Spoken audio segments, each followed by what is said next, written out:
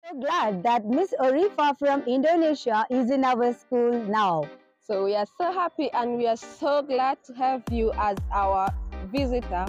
So we hope you are going to have a good time. We are going to spend amazing time together and we are going to learn many things.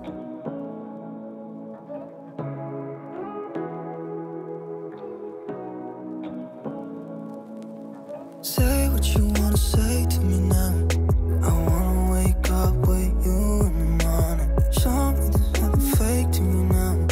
I wanna wake up with you in the morning. Say what you wanna say to me now. I wanna wake up with you in the morning. Show me there's nothing fake to me now. I wanna wake up with you in the morning.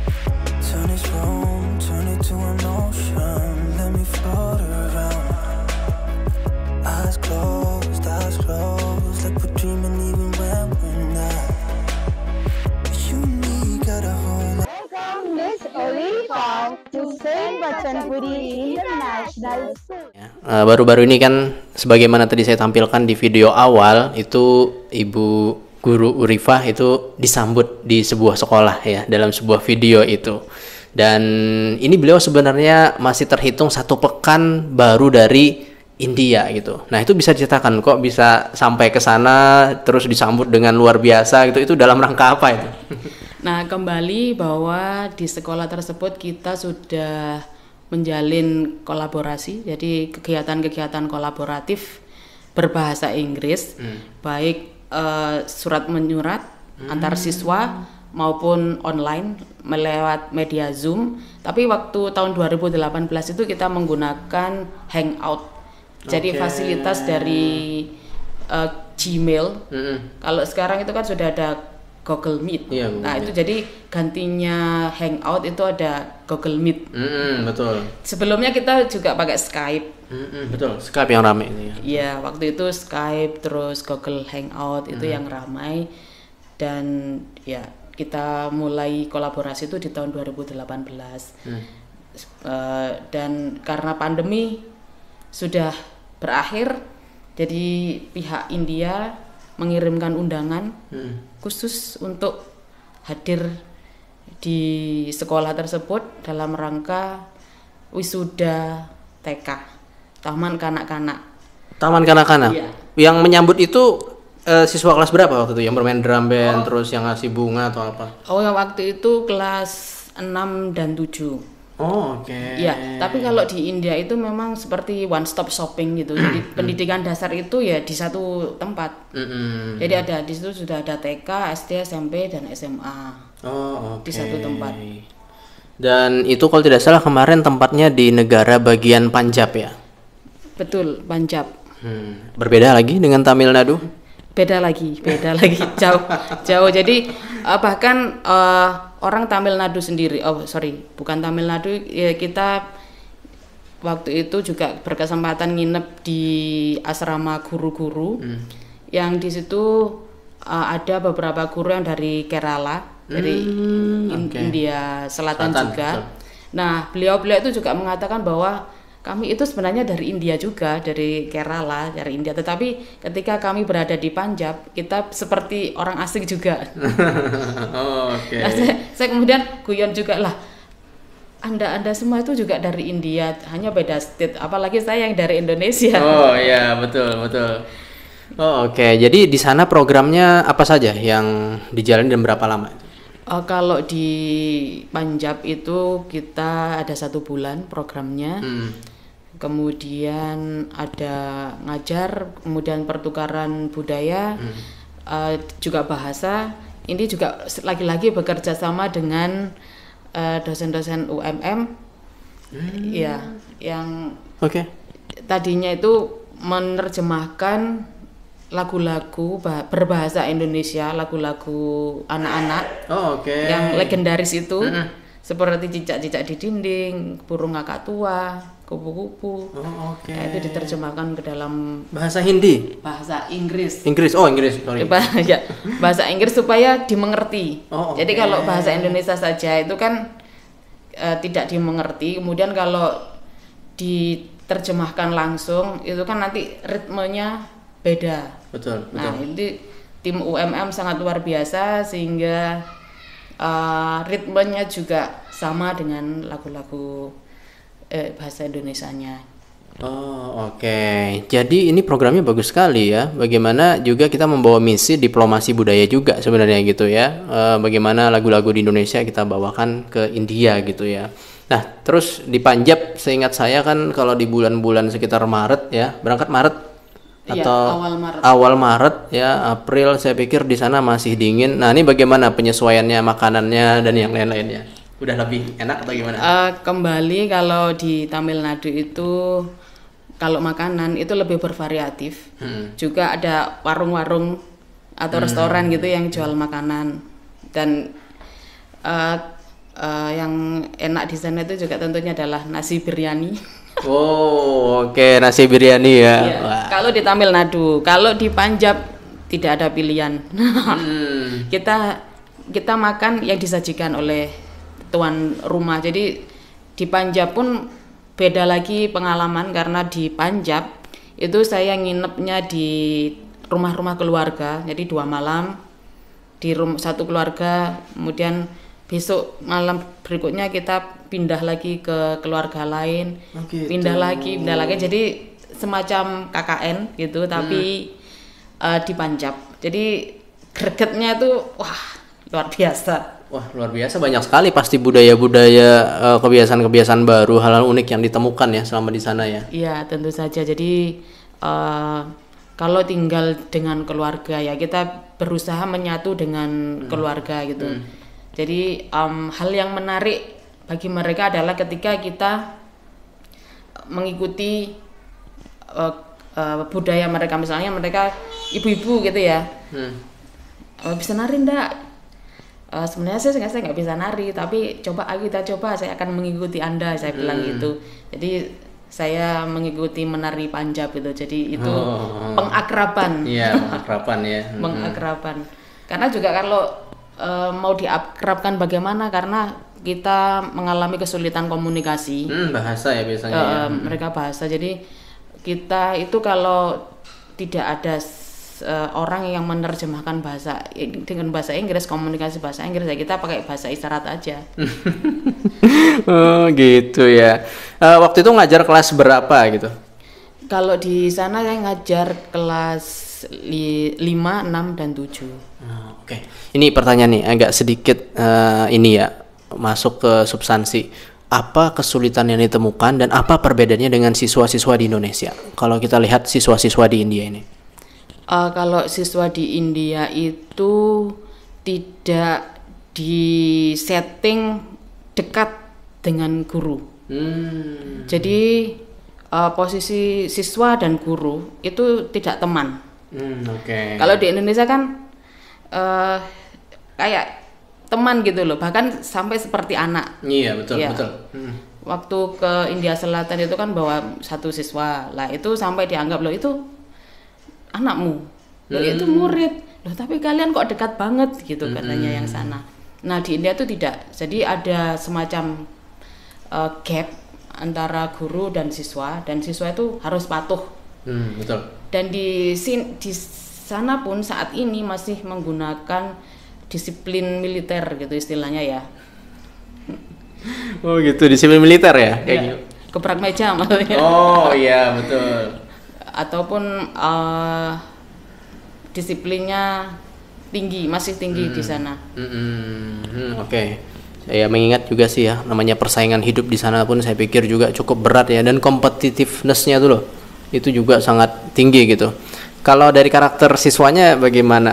Mungkin dari segi kerajinannya kah, kemampuannya kah, ataupun bahasanya atau bagaimana? Terserah. Kalau kemampuan siswa tentu saja variatif juga. Jadi ada yang rajin. Nah, ya sama kayak siswa Indonesia, ada yang rajin, ada yang menengah, ada yang perlu dimotivasi. Nah, gitu. Kemudian ketika ada orang asing lah, itu mereka sepertinya cari-cari perhatian gitu. Oh, oke. Ingin sesuatu yang baru. Nah, cari-cari perhatian dengan berbagai cara, misalnya jadi lebih aktif dibanding biasanya. kemudian jadi lebih rajin dibanding biasanya. Lah itu dampak positifnya. Positif berarti kan. Iya. Ya, karena kita juga berusaha untuk menarik minat mereka dengan memberikan hadiah-hadiah kecil. Nah, yang mungkin oleh guru-guru di sana juga jarang dilakukan. Misalkan penghargaan kecil, oh ya kamu bagus, kamu semangat ya, dan lain-lain. Itu soalnya tadi saya sampaikan bahwa disiplin mereka itu masih seperti militer. Dan kadang main tangan itu masih dilakukan gitu. Iya, betul. Jadi saya juga masih ingat ya, kalau lihat di film-film India itu emang bener gitu apa yang terjadi. Bahkan kadang beberapa video tuh tersebar gitu ya, ala-ala militer itu juga sering terjadi gitu. Oke, jadi saya juga sempat menampilkan ya, bahwasannya waktu itu Ibu Rifa juga masuk seperti dalam nominasi penghargaan gitu. Itu, dan saya pikir juga di situ ada beberapa ibu guru ataupun pengajar lain yang dari negara-negara lain gitu. Itu sebenarnya apa itu? Nah, itu salah satu NGO dari India itu mengadakan acara semacam pemilihan Women Iconic Award. Nah, itu dalam rangka memperingati Hari Perempuan Sedunia. Nah, itu kemudian saya mendapatkan nominasi untuk menjadi Women Iconic Award 2023. Nah, itu masuk di 5 besar. Oh, luar biasa ya. Ini jadi prestasi bagi seorang guru Indonesia yang masuk 5 besar ya. Wah, ini menjadi kebahagiaan tersendiri. Gimana rasanya waktu itu? Antara bangga dan terharu. Dan sebelumnya juga ada, maaf ya ini. Nah, ini dapat Nation Builder Award yang 2019 itu. Oh, oke. Ini juga ya sebelumnya ya. Iya. Oh, luar biasa ya. Dan ini yang baru. Oh, ini kenang-kenangan dari sekolah. Oh, kenang-kenangan dari sekolah. Yang baru berupa sertifikat online itu kita belum cetak. Oh, oke. Wah. Tapi ini kan menjadi suatu pengalaman yang berharga dan pastinya menjadi prestasi yang berharga gitu ya, seorang guru dari Indonesia mendapatkan penghargaan di India gitu. Jarang-jarang loh seperti ini gitu ya. Nah, ini pertanyaan saya selanjutnya nih ya. Kalau misalnya ya, tadi kan disampaikan bahwasannya Ibu Urifah kan ya, salah satu dari pekerjaannya adalah untuk membangun ya, menjalin kolaborasi dengan pihak luar. Kalau misalnya ada sekolah ataupun siswa ataupun guru yang ingin mengikuti jejak Ibu Urifah, bagaimana caranya? Bisa menghubungi nomor WA saya atau Facebook atau Instagram. Atau bisa menghubungi Mas Agus juga boleh. Nanti kalau Instagramnya apa, Facebooknya apa, bisa di-mention nih? Instagram Urifah_UMM94. Urifah_UMM94. Kalau Facebook Uri terus spasi Fah gitu ya. Nanti saya akan cantumkan ya di bawah ini, merdos sekalian. Ini kita masuk ke akhir nih ya. Jadi kira-kira hikmah apa nih yang dirasakan dari perjalanan di India, baik itu di 2018 dan baru-baru ini gitu ya, di Maret sampai April 2023. Bagaimana Ibu Urifah menggambarkan India sejauh ini? Nah, ini saya ingin ngelihat ini ya. Ternyata pada akhirnya saya menarik sebuah kesimpulan, kita itu akan mendapatkan apa yang kita pikirkan. Jadi kalau saya di dunia pendidikan, saya tidak mengalami hal-hal atau mengetahui hal-hal yang berada di YouTube, misalnya membuat makanan dengan jorok itu, kemudian masyarakatnya yang dalam tanda kutip itu banyak kriminal. Nah, itu tidak ada karena saya berada di lingkungan pendidikan. Betul. Nah, selain itu, selain pendidikan bahasa, saya juga ada grup kupu-kupu maupun pengamat burung. Nah, sehingga di India Selatan itu pas momennya adalah migrasi kupu-kupu. Luar biasa. Jadi ada ribuan, mungkin jutaan kupu-kupu, sehingga saya memberikan kontribusi terhadap sekolah di India Selatan itu sebagai inisiator Butterflies Club di sekolah tersebut. Nah, sampai sekarang itu menjadi momen andalan bagi sekolah sebagai bentuk kegiatan nyata dalam mendukung SDGs nomor 15. Nomor 15 berarti apa tuh? Tentang terkait lingkungan ya? Iya, live online. Jadi kehidupan di darat. Oh, oke. Jadi kehidupan di darat itu biasanya orang banyak membahas bagaimana cara menyelamatkan harimau, panda, yang besar-besar istilahnya. Jadi serangga maupun kupu-kupu itu jarang dibahas. Nah, tapi alhamdulillah dengan keberadaan saya di sana itu menjadi sebuah momen bagi sekolah tersebut untuk bisa menggali lebih dalam tentang pentingnya serangga di lingkungan. Wah, ini bisa menjadi suatu warisan ya, dan kenangan yang indah ya bagi sekolah yang ada di Kerala tersebut ya. Bahwasannya ini adalah jasa dari seorang di Tamil Nadu. Ini adalah sebuah jasa dari seorang guru di Indonesia gitu ya, dalam menginisiasikan pelestarian khususnya bagi kupu-kupu gitu. Wah, luar biasa. Oke, ternyata tak terasa ya sudah cukup lama juga ternyata ya kita ngobrol ya terkait India. Saya ucapkan terima kasih sekali lagi untuk Ibu Rifah. Sama-sama, saya juga terima kasih sudah diekspos. Semoga ini menginspirasi bagi adik-adik mahasiswa maupun alumni untuk tetap berkarya, dan jangan lupa untuk selalu mengasah, menambah wawasan, menambah keterampilan, karena different abilities itu sangat penting. Jadi kalau kita punya kemampuan mengajar itu ditambah lagi kemampuan lain gitu. Jadi selain lagi tambahan ya, selain mengajar bahasa Inggris, kemudian ada inisiator Butterfly Club. Nah, itu ada juga menyulam di sana. Oh, menyulam. Iya. Oke. Wah, luar biasa. Memberikan Ya. keterampilan menyulam. Berarti kita bisa menularkan ya keahlian-keahlian kita kepada mereka gitu ya, menjadi inisiatornya. Iya, betul. Karena kita bisa survive di tempat-tempat yang kegiatannya itu tidak terjadwal gitu.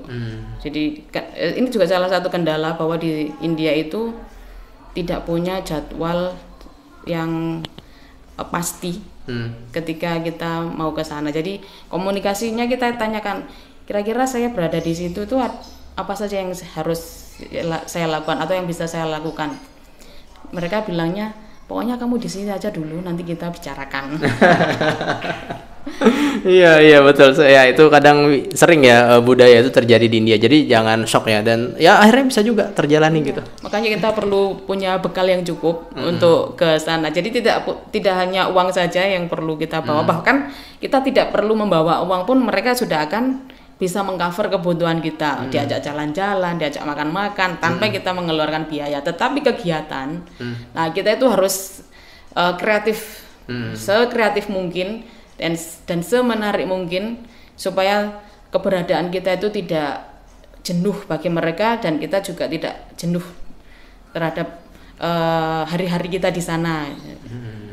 Oke, kalau gitu, wah ini bagus banget beberapa tipsnya ya, khusus bagi Meredos yang ingin mengikuti jejak beliau. Sekali lagi terima kasih kepada Ibu Rifah, semoga sukses dan semoga nanti memperluas lagi jaringannya di India dan ke beberapa negara bagian yang lain yang belum pernah diinjakkan kakinya di sana. Nah, tentu banyak banget budaya yang nanti akan dirasakan. Oke Meredos, jadi inilah yang bisa kita bagikan kepada Meredos sekalian. Semoga bermanfaat dan menemani waktu berbuka puasanya ya dengan hal yang bermanfaat. Terima kasih atas segala kesempatannya. Mohon maaf atas segala kekurangan dari saya dan juga mungkin dari Ibu Rifah ya. Sekali lagi semoga menginspirasi. Bahur syukriya.